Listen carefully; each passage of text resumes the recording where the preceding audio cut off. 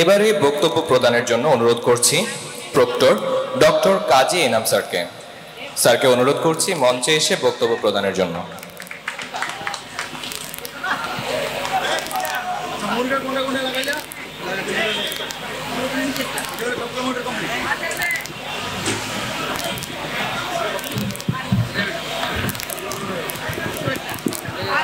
আসসালামু আলাইকুম, শুভ অপরাহ্ন।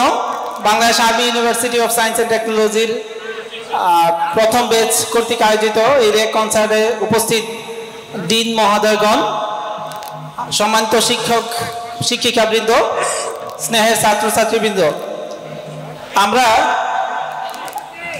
বিশ্ববিদ্যালয় পর্যায়ে যখন ভর্তি হই এক বুক আশা নিয়ে আসি এবং সেটা খুব অল্প সময়ের মধ্যে, অল্প সময় বলতে 4 বছর হলো, খুব তাড়াতাড়ি সেই সময়টুকু শেষ হয়ে যায় এবং তাই হচ্ছে আমাদের ইউনিভার্সিটির প্রথম ব্যাচের স্টুডেন্টদের ক্ষেত্রে।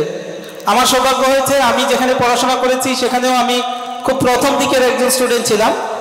যখন একটা ইউনিভার্সিটির সৃষ্টি হয়, যখন প্রথম একটা ব্যাচ ভর্তি হয়, তারা অনেক প্রতিকূলতার মধ্য দিয়ে তাদের শিক্ষা জীবন সম্পন্ন করে।